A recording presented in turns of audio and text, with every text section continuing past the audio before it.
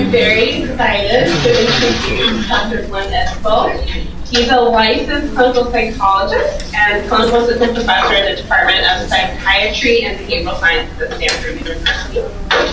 His research focuses on anxiety and impulsive behavior problems in youth, with particular emphasis on improving and disseminating behavioral interventions for these disorders. I am going to be taking notes on my phone to make sure I'm a better clinician when it comes to behavioral interventions. He completed his PhD from the University of Wisconsin-Milwaukee on an APA-accredited clinical internship at the University of Mississippi Medical Center and National Institute of Mental Health T32 Clinical Services Postdoctoral Fellowship at the University of California, San Francisco here before joining the Psychiatry Department at Stanford. We are very lucky to have him, and thank you, Councilman, as well as your colleagues. I'm very excited to have fun with you after this. That I will be listening to before that. Okay, thank you, everyone. Take it away. Hello, everyone. Very jealous. I see you all eating your lunch. So I can do it harder now. Thanks for coming. I guess I don't need to do any further introduction of myself here, so we'll just move right in. So disclosures, I don't have any financial disclosures. I do receive grant funding from these three organizations. Overall, my goals for the presentation for all of you are threefold. I really want to review tic disorders. Not a lot of people have read a whole lot about tic disorders. There are lots of portrayals of things like Tourette's in the media, and they're not always very accurate. So we're going to talk a little bit about tic disorders and then discuss some evidence-based models, both therapy-based and pharmacotherapy-based, for managing tics and comorbid disorders in kids and teenagers. And then I'm going to talk a little bit about a behavioral model for tic disorders and present you some components of the interventions with the most empirical support. And in that same vein, talk a little bit about the research support. The actual structure of the presentation is going to follow this roadmap here. So we'll start with the review of tic disorders and case introduction, and then we'll move into the two other areas. So just as a general background for you out there, this is Mr. Tourette himself demonstrating what tics look like.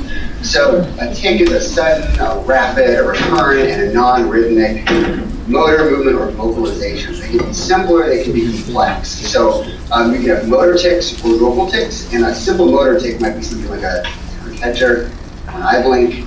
A more complex motor tic might be like a slow head roll or a slow arm movement. Complex tics usually involve more movements, and they're usually more purposeful in appearance.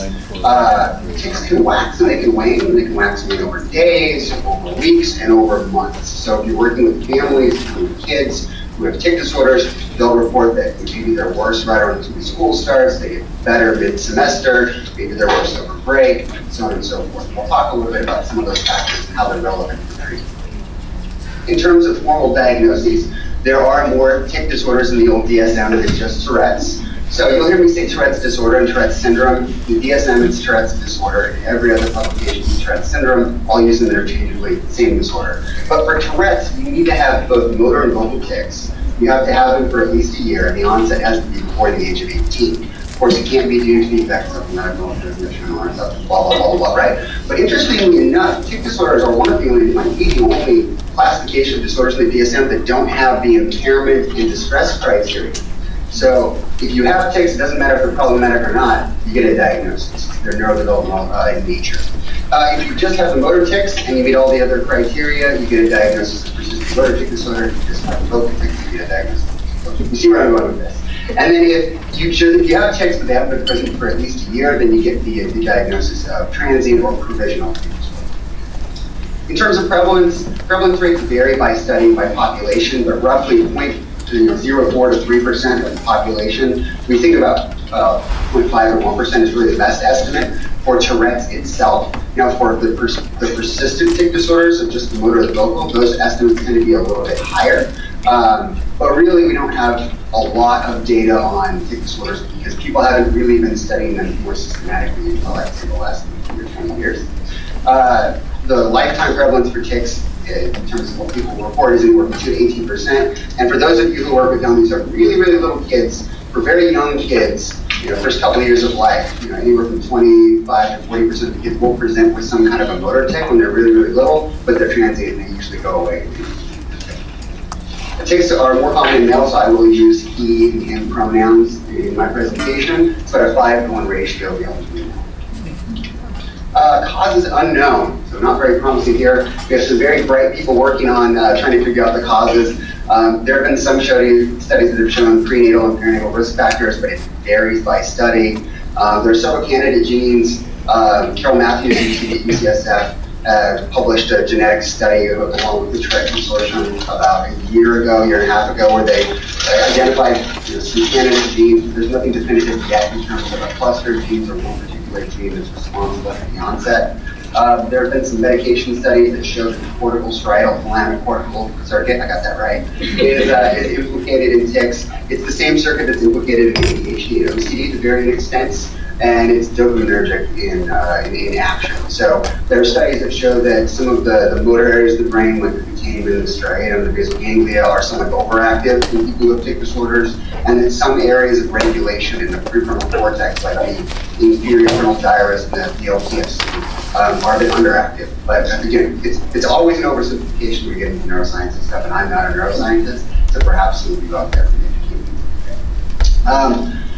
We know that some of the drugs that we prescribe that have the best effect sizes are dopaminergic in nature. So unfortunately, what's typically been prescribed for kids are things like antipsychotics, right, side effects, and they do have the best efficacy in terms of tic.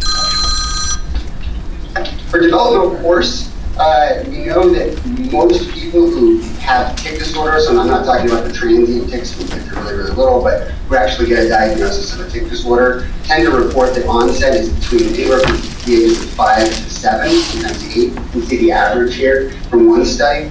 And people will report, again, it's retrospective, so take this with a bit of a grain of research salt, is typically right around, it's kind of a bimodal distribution here, but ages 9, 10, and then again 12 to 15, so right around the start of puberty, when people report that their tics are often the worst, or that they were the worst. Another very important phenomenon to discuss whenever we're talking about tic disorders is this idea of a premonitory urge. So a premonitory urge is this unpleasant somatic phenomenon that people will report they experience before a tic happens.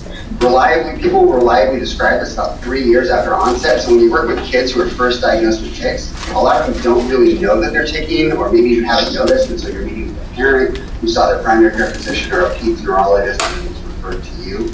But a lot of times kids won't realize that those sensations are there before they tic. And everyone describes it a little bit differently. So some people will say it's an itch, some people will say it's a tension, some people will say it's just this uncomfortable feeling, but then the tic occurs, and then that somatosensory experience goes away, even if just for a brief period of time.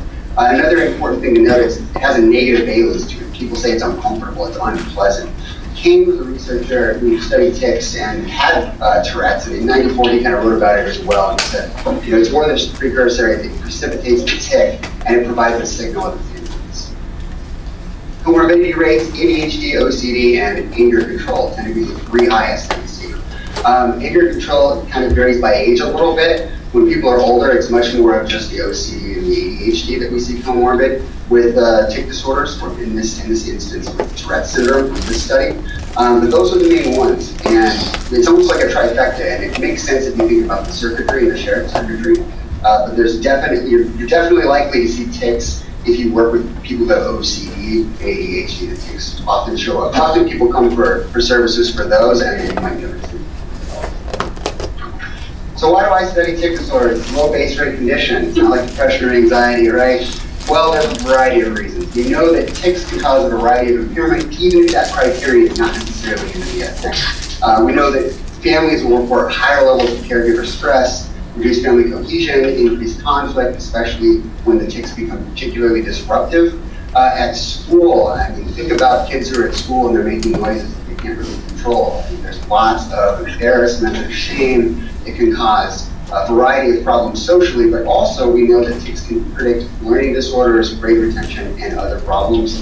Interpersonally, I mentioned some of that, but there is a lower social acceptability for kids who have tics, and a lot of kids who have tic disorders will report difficulty maintaining friendships. And of course, personally, people with tic disorders will report that they have a reduced quality of life relative to non-tic controls. And we also see higher levels of depression and anxiety disorders among people with tic disorders. Additionally, if they have ADHD, we see an even greater level of impairment. Typically, the tics themselves are even worse, and we see greater exacerbations in terms of social, behavioral, and academic impairment. And again, with OCD, we also see just an overall poor response to pharmacological interventions for OCD and for tics, and more severe presentations more generally. So I believe one of the best ways to learn something is to apply it. So I'm going to talk about a case presentation here, so we can apply a behavioral model and also show you kind of what that looks like in practice. So this is Zach, an 8-year-old white male.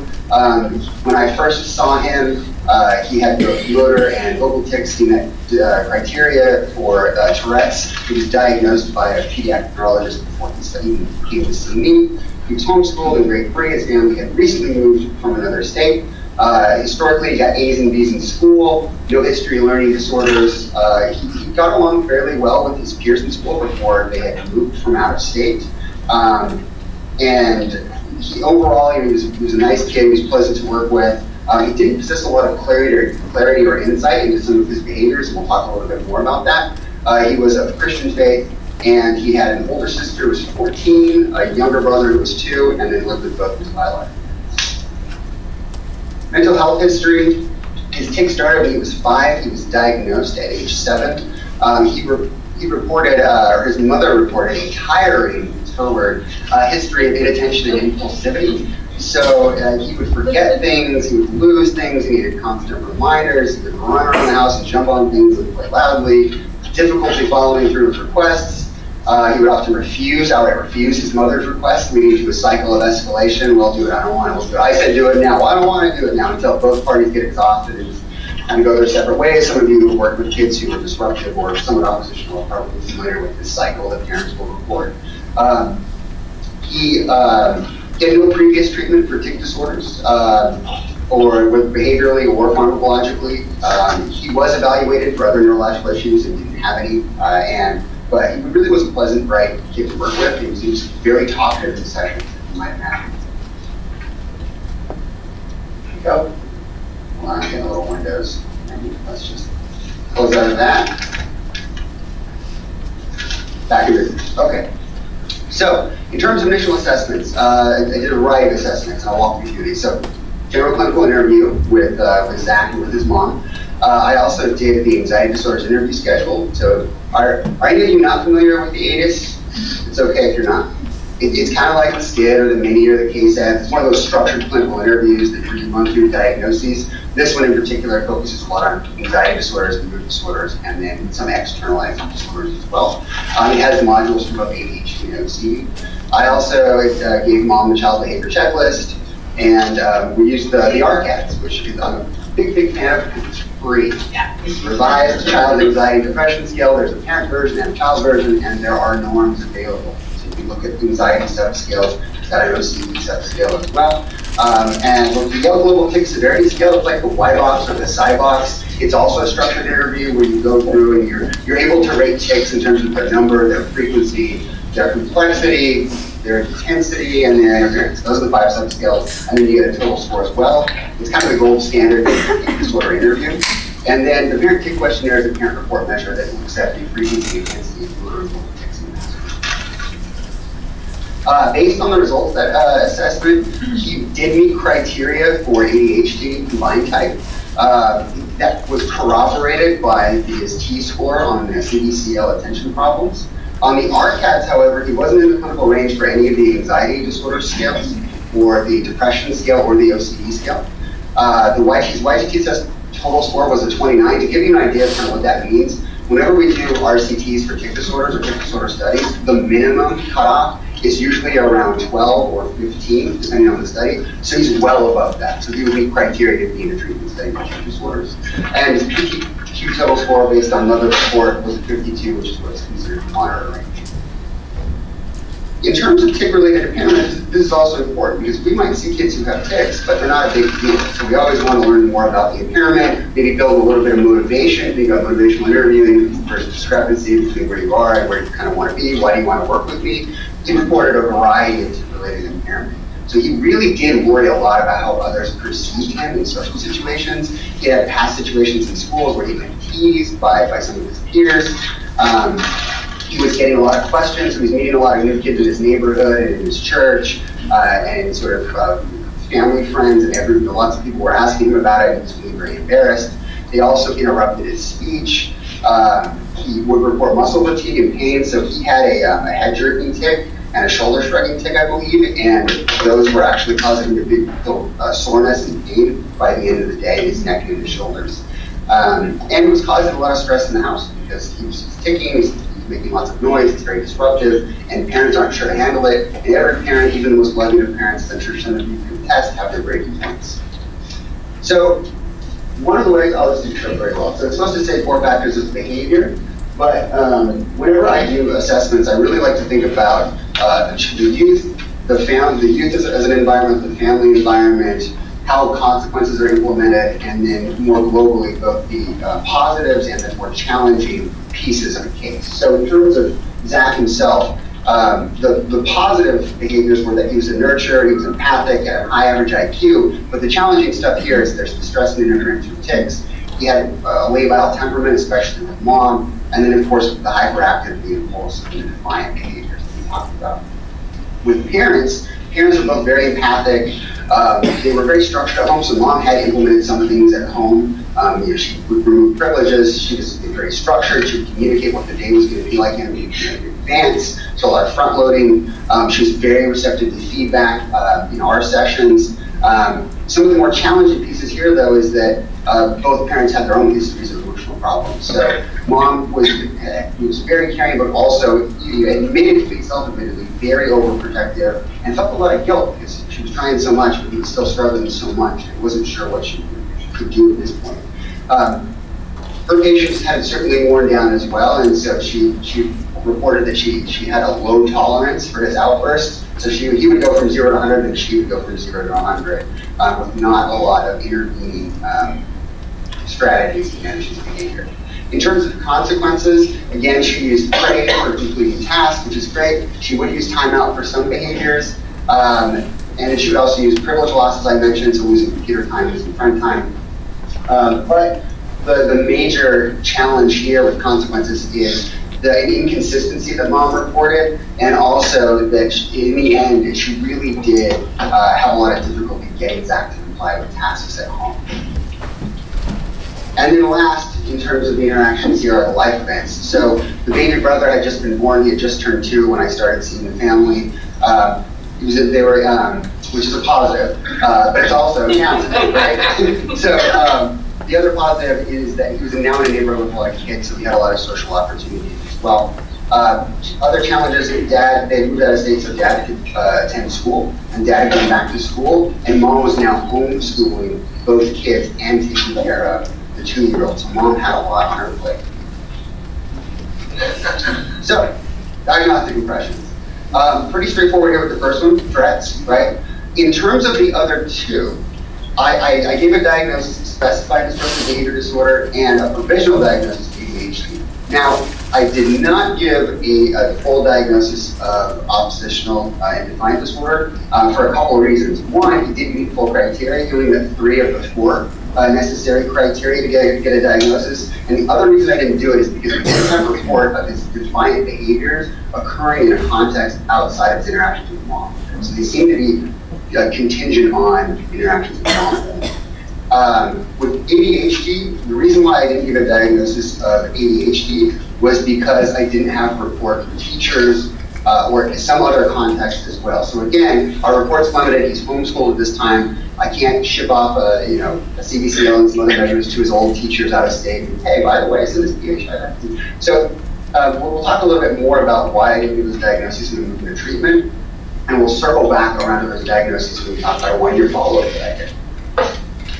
In terms of initial assessment and formulations, these are just some questions for you all to think about. You all work with families, and I assume most of you work with people as well. And so these were some of the questions that I had going into the case conceptualization and treatment plan for Zach. And the first one was, what other information might be helpful in determining his problems and formulating this case?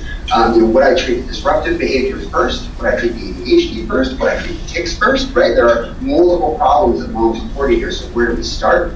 And then if there are other diagnoses of problems that could be considered. Fortunately, most other movement disorders have already been ruled out by a pediatric neurologist, and so I would encourage all of you, if you see a family and there's a child who has tics and they don't have a formal diagnosis and they haven't seen a pediatric neurologist, make that referral and have them go see them, just so other things can be ruled out, like seizure disorders or other potential movement disorders.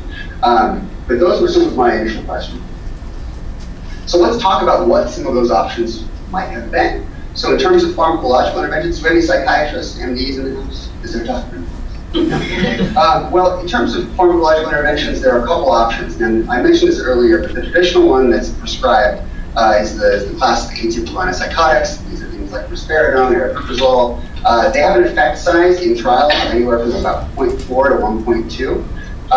And unfortunately, a variety of pretty brutal side effects that I'm sure some of you have seen or read about. The other class of medications that's often prescribed for tics are the alpha-2 agonists, like quantidine and guanfacine. Lower effect sizes, so not quite as effective, but it can be indicated when comorbid ADHD is present because there can be an effect on some of the attentions. In terms of non-pharmacological interventions, got 3 colors up here. So red means it either has shown not to work or there's not good evidence to suggest that it works. So for example, there have been a variety of case studies on using hypnosis. They're all single subjects, and there hasn't been an RCT or really any good study grounded in science to show that it does work for tics. There have been studies that show that things like psychoanalysis doesn't work, things like mass negative practice doesn't work. So mass negative practice, for those of you who might not know, was a behavioral approach that we used a lot in the 60s and 70s, where you have the person just do the behavior over and over again. So like think about smoking. Well, if we just make them smoke cigarettes over and over and over again, then they're not going to want to do it anymore. So the theory here with tics was, well, there's just these tics are trying to get out, so let's just let them take a bunch, and then they won't need to take anymore. And it didn't work. In terms of yellow, so these are areas that are promising. So there's some evidence to suggest that they might be effective, but more research needs to be done. So Habit Reversal Plus Act is one. Exposure response prevention, there was one good study that showed that it worked about as well as habit reversal. The problem with that study is that people who got ERP got twice the therapy that the habit reversal people got, so there's a compound there, a dose. And then mindfulness-based stress reduction might potentially be another option. 2 best interventions in terms of research support are habit reversal and CBIT. And CBIT, habit reversal is part of CBIT. We'll talk about what those look like. Now, whenever you're working with kids who have both ADHD and comorbid tics, there are a couple of concerns. And historically, we used to think that stimulants made tics worse, because there were some studies that were done in the 90s that showed that this was the case. Unfortunately, when people actually went back and looked at those studies, they weren't very good. We did some better, more well-controlled studies, and found that that's not actually the case. So let's talk a little bit about what that treatment decision model looks like based on the literature. So what people will typically recommend is our behavioral interventions first for the ADHD. And then if those aren't working very well, then move into the alpha-2 agonists, like guanfacine and quantidine. And then if you're still not seeing acceptable reductions in the ADHD, then you can move into the psychostimulants, and methylphenidate tends to be the drug with the most support for helping kids who have ADHD and tics. If the tics get worse, give it 3 months. Tics wax and wane. This was the problem with the original studies, is that parents are like, oh, the tics are so much worse, the tics do this, right? And so it was very much the case that tics were on the upswing, and that correlated with the starting the medication, and so that's where a lot of the misconceptions began. So give it 3 months, and if the tics continue to get worse and the ADHD problems aren't changing, then, or if there's no improvement, then maybe do a careful review of your diagnoses and try norepinephrine reuptake inhibitor instead. I'm not a psychiatrist. This is just what psychiatrists tell me. All right, treating tics. So what do? So if you are seeing a child or an adolescent or even an adult, and the tics are present, but there's no distress or impairment, just monitor. Just monitor them. Just see what they do. We don't have to call them out. We don't have to draw attention to them. Let's just see how things go. If there is distress and impairment, and there is a comorbid disorder, and I apologize, it looked very pretty on my screen. Then you treat the comorbid disorder first. So basically, if you have someone who has really significant ADHD or depression or an anxiety disorder, and they also have tics, but the comorbid disorder is what's causing the impairment, treat the comorbid disorder first. Because one of the things we know about tics is that they're impacted by stress. A lot of people, when they're more stressed out, they tic a lot more. So if I'm working with someone who has really bad social anxiety and tics, and social anxiety seems to be driving a lot of the problems they're having, and they're ticking a lot, let's start with the social anxiety. Let's do some CBT, let's do some exposures, and then let's see what happens to the tics. If there's not a comorbid disorder present, or there's not a comorbid disorder present that demands sort of immediate attention, then the approach that's suggested in the literature and based on the evidence is behavior therapy, and that's what we'll talk about today. If you do behavior therapy and it doesn't work, or if the tics are so bad that they're causing significant pain or even damage, so for example, I've worked with people who have a head jerk so bad that they've ruptured cervical vertebrae in their spine. I've worked with kids who have had tics where they picked at their gums and lost teeth. In those situations, you want to start with a pharmacological intervention, and then once you get some stability or some improvement in tics, then you can teach the skills. All right, so here's my initial treatment plan. The initial treatment plan really focused on the specific goals of both the parents and the child. And what they all decided was that, yeah, he's disruptive, he's a little oppositional, we're having some problems with that, but we really, really, really want help with the tics. That's what's causing the most stress at home, that's what is causing him the most stress socially, and that's what he's most motivated to work on, so let's start. We then decided if, after we had made some progress on the tics, maybe we could move into some parent strategies for some disruptive behavior, and we could also talk a little bit about strategies that she's been using to manage some of the inattention and impulsivity. So we decided to go with CBIT, and also some modular parent training after CBIT, and then also when we finished up treatment, if she felt like this is mom, because mom came to most of the sessions, if mom felt like the ADHD symptoms were still really problematic, then a referral for medication would be really good. So let's then move into what treatment kind of looks like and what a behavioral model for tics looks like as well. So in terms of treatment for tics, CBIT, or comprehensive behavioral intervention for tics, not the trauma treatment, really has two main components to it. The first is a functional assessment and then interventions for tic exacerbating variables. And the second is traditional habit reversal therapy, which has been around since 1972 when Asman and Nunn published an article on it, with people who had tics, and then it fell off the radar after the 70s and really didn't see a resurgence in terms of the treatment option until the late 90s and early 2000s, which is kind of sad. It also has a behavioral reward system and a relaxation package that consists of diaphragmatic breathing and progressive muscle relaxation. And there's a monitoring component as well. So both parents and kids track tics weekly, and we usually do a weekly PTQ with mom as well. The weekly hierarchy ratings, basically we make a tic hierarchy of all the various tics the kids have, and then each week those tics get a rating from 0 to 10, which is sort of how bad they were in the past week. In terms of behavioral interventions, we need to take a step back and talk a little bit about why I'm standing up here and saying, all right, we have a neurodevelopmental disorder, let's use a behavioral treatment to treat it. It's a bit counterintuitive. And so here's kind of what we know about tics. We know that they change over time, which I've alluded to already. We know that they're involuntary and they're caused by biological factors, the CSTC, and probably a lot more than that as we learn more and more about the brain. We know that the effects of many of these factors are unique to the individual. So both environmental factors that are internal and external can influence tics. So you might see a child in the office who has tics and you don't see it a single time there. Or maybe you do and you see a lot. But then mom will report, yeah, when he's at school, the teacher isn't reporting anything at all. Or you'll hear parents say things like, oh my gosh, whenever we see about to go back from winter break, the tics get really bad.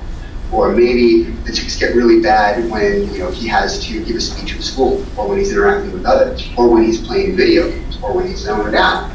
For my dissertation, we actually did a follow-up. We did a 9-year follow-up to the largest RCT ever conducted for kids with tics. I'll talk about it in a minute. These kids were seen 9 years later. I interviewed all of these kids, and they reported, yeah, when I started college, my tics got a lot worse. Or when I started my first job, my tics got a lot worse. And so stress tends to be a pretty common factor among others. But they can't be unique to the individual. So you might hear some parents say, he takes a lot when he's playing video games. You might hear other parents say, no, when he's playing video games, focuses in and becomes tics. So it's important to learn what that looks like for each individual family, each individual youth who you see. So if we can identify what these factors look like on an individual basis, we can then modify them in a targeted way to decrease the intensity, the number, and the situational fluctuation of tics. And the first part of CBIT, this functional assessment and intervention, especially the intervention piece, focuses on either eliminating, reducing, or changing both antecedents and consequences of tics that might be making them worse. So I'm going to show you what this looks like. So, you all remember your ABCs, your behavioral psych course. Antecedents are things that come before behavior. So these can be things like places, people, activities, thoughts, mood states, and even the premonitory urge itself. The behavior of interest here is the tic or tics. The frequency of tics, the intensity of the tics, the complexity of the tics, and consequences of things like social reactions, teasing, calming, escaping from tasks, relief, and so on and so forth. Now we know that consequences can shape behavior. So if I have a child who is in history class and history and tics, and the history teacher says, could you please stop that? How do you think that child is going to feel? Probably not great, right? So the next time that child has to go to history class, what are they going to be worried about? The history teacher calling them out about their tics, something they can't control. And what do we know about stress and being nervous? How does that affect tics? It makes them worse, right? So here we have an instance where the environment, the external environment, is shaping tic presentation in a way. It's making tics more likely. Just another example would be comforting kids. So kids love attention from parents, whether or not they know it. And when I have parents who are constantly comforting kids who tic, are you okay? Can I get you anything? You're drawing a lot of attention. Even though they might have no idea in that moment, what the parent is actually doing is making the tics more likely to happen. The parent is shaping the tic in terms of how they are applying consequences.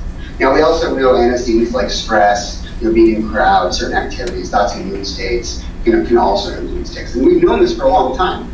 Primary care physicians have known this for a long time as well. And you'll read about it. All of our Zacks were about tics in one of the books as well, and how certain activities influence tics. But no one's done a whole lot with it for quite a while. But we use that information. The other thing that we know in terms of managing tics behaviorally is that we have this sensory experience, or this premonitory urge that leads to a tic, and then people will report that after they tic, they get relief from that urge. So if I do something and it takes away an uncomfortable feeling, I'm probably going to be more likely to do that same thing again in the future. We call that negative reinforcement, which is a behavioral principle. So if a child learns that every time that urge shows up, they tic, that urge goes away and they feel better, what are they going to be more likely to do the next time that urge shows up? They're going to tic, right? It makes sense. So there's nothing we can do from a behavioral standpoint about the urge. It's neurobiological, it is what it is, right?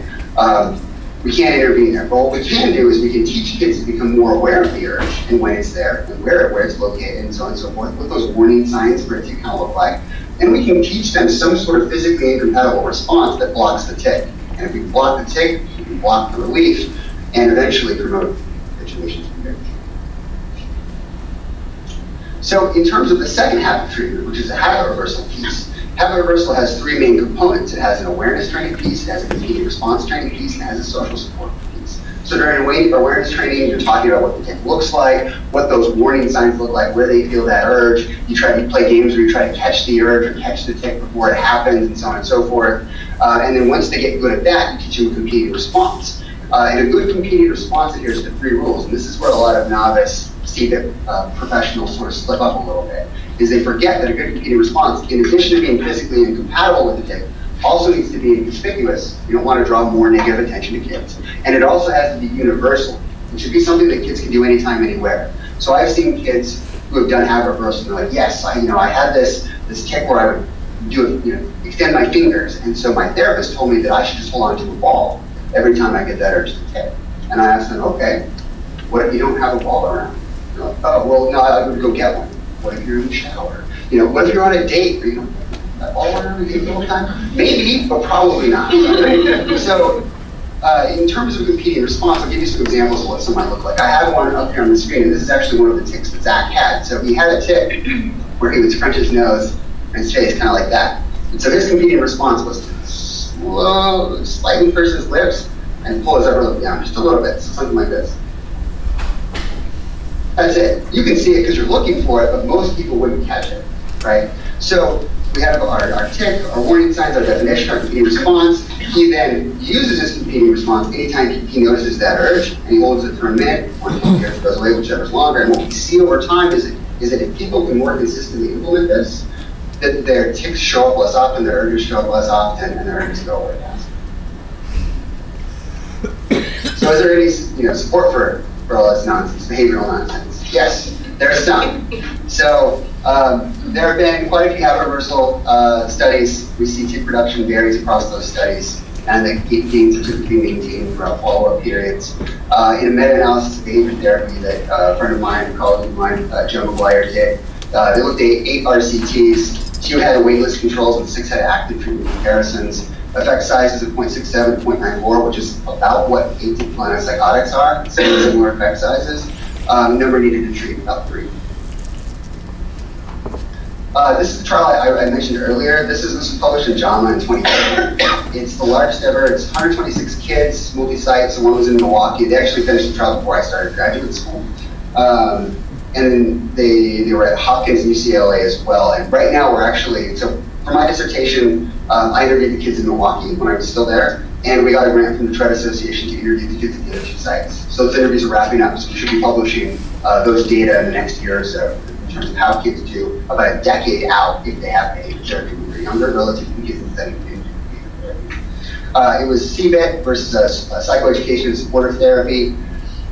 In terms of reductions in the YDTSS, the CBIT kids improved much more than the PST kids, and there were far more treatment responders in the CBIT group. Now, if you notice there, a treatment response to the study was we used what's called the Clinical Global Impression Scale, and they had to get a 1 on that scale to be considered a responder by an independent evaluator. Another third of the kids got a 2, and so they were partial responders, but still, one thing you'll notice is that that's still not great, right? That's only half the kids who got CBIT. So one of the things we're doing now in my research and in my college research is trying to figure out how we can make it better and how we can improve it and add things to it or augment it, and so on and so forth. So I'm doing a study right now where we're actually using imaging to look at some of the areas that we think are associated with response, and if we can predict whether or not kids will respond based on baseline levels of activation, or if change in activation mediates response to CBIT, because we can figure that out from the get-go and figure out who's going to respond and who's not, and we can incorporate other alternatives as necessary. All right, so that's the behavioral model, and that's CBIT. Let's talk a little bit about how Zach did. Spoiler alert, all right. So in terms of dysfunctional assessment interventions, we found out through monitoring, through having parents monitor, through having Zach monitor, that he tended to tick a lot more when he was watching TV or playing video games. The variable here might just be excitement. So what do? We limited for Zach's TV and time. That doesn't mean he never gets to play video games again. It's just for the short duration of time during our time working together that we would limit it a little bit, right? Let's get some reductions in the text, let's learn some strategies, and then you can reintroduce video game time to whatever you and your mom and dad want, of course. So we did limit time. We also had one of his parents present while he was playing video games or watching TV. Now we just kind of call it screen time, right? But the reason why we have a parent present is because the third component of the habit reversal is social support. So remember, habit reversal is awareness training, competing response training, and social support. What social support means is once you develop competing responses for kids, parents can then prompt kids to use competing responses if the kid's ticking and not using the competing response. Because sometimes kids will zone out, they'll tick, and they'll not even realize that they're doing it. So the parent is helpful because they can promote awareness, but they can also promote practice. And so when you're working with parents and kids, you have them agree on some prompting strategy. It could be a word, it could be a signal, it could be a sign, and you have them practice the prompting in the session. Because what you don't want to happen is to send them home, and then the child ticks. The parent prompts, the kid says, that wasn't a tick, what are you talking about? I didn't tick. And they're like, yes, you did, right? And so then it creates an argument, everyone is unhappy, and they tick even more because they're stressed out. So there's an agreed upon strategy. So mom or dad would be present while Zach was playing video games or watching TV, and we would also set a timer and take a 2-minute break every 15 minutes or so. So you get up, move around a little bit, practice treatment strategy, so he's not just sitting there for 2 hours and taking the entire time he's playing a video game or watching something. In terms of a consequence manipulation that we used, comforting. So mom was comforting Zach a lot when he was ticking. Can I get you anything? Are you okay? Calling attention to the tics, basically. And so we ceased the comforting behavior, and instead of focusing on the tics, we focused on something Zach could control, which was the immediate response. So we take the attention off of the tics and onto the immediate response themselves. Just more generally in terms of the response, he was very compliant. He was very motivated to work on this stuff, and so were parents. I like to talk about this as, I call it the supermom effect, and I call it the supermom effect because anecdotally, most of the families I've seen, it's a mother and a child. No offense, dads, I'm sure lots of you great dads out there, but it's usually mom and a child. So I call it supermom effect, but super parent effect, certainly. But mom was very, very engaged. She was very on board. She did everything that I asked, and she was very structured. She followed through everything. It was amazing. That's not a happy parent, right? So in terms of fidelity of implementation, it was there. It was definitely there. They were doing their practice sessions at home. They were doing their monitoring sessions, and he was very compliant. Now, we also had some very salient reinforcement to assist with compliance. So stickers, for example. So in the session, I used a lot of in-session behavior management strategies. So we would take breaks while working together. If we could work for a whole 10 minutes and stay focused, you'd get a sticker for it, and we'd do something fun for a minute or two, and then we'd go back and we have another. We would break things up, right? So, like the ADHD, let's chunk this, let's break it down, let's use things like the PREMAC principle, right? So access to really fun things are contingent on access to maybe less, fun things or usually less fun things. It's or the broccoli before ice cream effect, something we like to call it. So a lot of in-session behavioral management strategies that I was able to keep them engaged and focused during our working sessions. So that was good. This is an example of his rewards chart as well. So if he came to session, he had done his homework, and he participated, he got a sticker right then and there for that as well. This is from his hierarchy. So these are Zacks ratings each week on each one of his tics. So the tics are down below, so each line represents a different tic. And it's a 0 to 10 scale, and it's just asking about how bad were each one of these tics in the past week. And so when he starts, you can see where his numbers are. And as we move through the sessions, we can see that we start to see a decrease in the tic.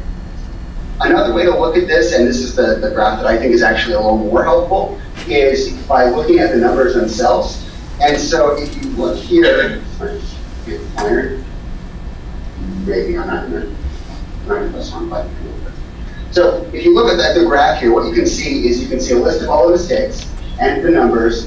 And what the highlighted cell means is that we worked on the tic in that session.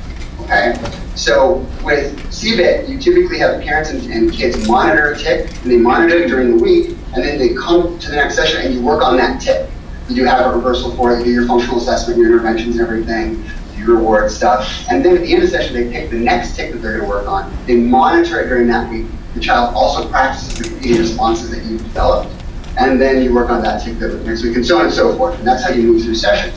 So if we work on running in the first session, he's at a 9, the next session we work on the nose, but his grading comes down to an 8. And as you can see, as we move through the sessions, his numbers are coming down. And his numbers are coming down for the tics that we're working on.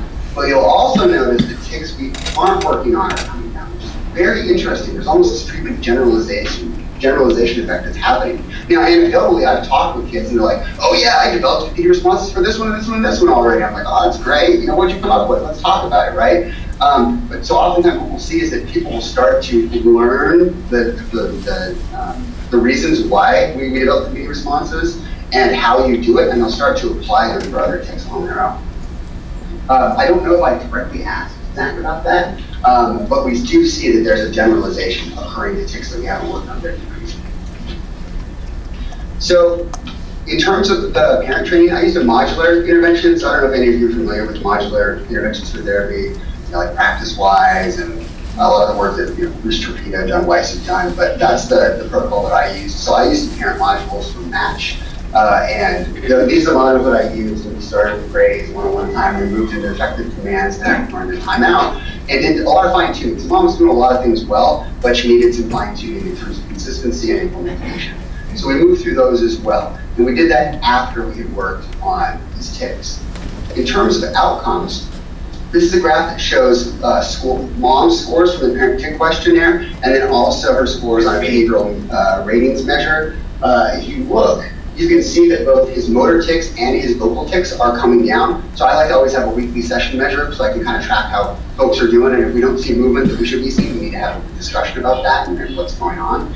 We do see movement here. Fortunately, we see them coming down. At about session 4, I started tracking behavior as well. We see it's not moving very much. We wrap up after session 8, we start the behavioral interventions in session 9, and we see his behavior actually gets a little worse, maybe a little bit of an extinction burst as we start to implement some of these parenting measures. And then once we do some fine tuning and get some consistency in the implementation, we see some improvements in his behavior. A year later, I called them up to see how they were doing and did some assessments over the phone, and we see that the gains, at least in the PTQ and on the behavior, we have been maintained. Granted, things could have been really bad in the interim, but I did ask about that. We did see some consistency. Here's his YTSS score, admittedly done by me, so I'm not an evaluator. I was just seeing him in the clinic, so I'm biased, certainly. But when he came in, he was at a 29. When he left, he was at 5. We know from the research that a 7-point change is considered clinically meaningful as well, right? So there's statistical significance, there's also clinical significance. So a 7-point change is 1 order of magnitude. It has several orders of magnitude in terms of the change, and it corroborates with everything else that we. That line, dashed line, by the way, that's just the cutoff for RCTs. I mentioned that earlier. Other considerations of 1-year follow-up. We talked a little bit about tick reductions and how to maintain those gains. The last couple of sessions of CBIT are dedicated to maintenance and relapse prevention as well. We started to talk a little bit about that, but we revisited that. We talked a little bit about how he was doing, what they had tried in the interim. Really with CBIT, you're not really teaching people to manage specific tics. You're teaching people the process of managing tics, right? Because tics, they wax and wane and they wax and wane and they change, right? First, most kids present with an eye-blinking tic, but not everybody always has an eye-blinking tic. People develop head jerks, they develop coughs, they sniff, snorts, words, etc., etc. The swearing, coprolalia, really, really rare. Only about 1 in 10 people with Tourette's actually ever develop coprolalia. So that's that misrepresentation of the media. But the tics change over time. So if the point of therapy was just to tell you what to do for your specific tics, it's not going to be very helpful, right? So instead, we need to teach kids and parents the process of working on tics, the process of monitoring, the process of antecedents and consequences and how those can influence tics, the process of habit reversal, and what those rules for the competing responses are and when to do them. So by the time they leave, you tell kids, you'll be just as much of an expert as I am, right? Confidence boosting, ego boosting.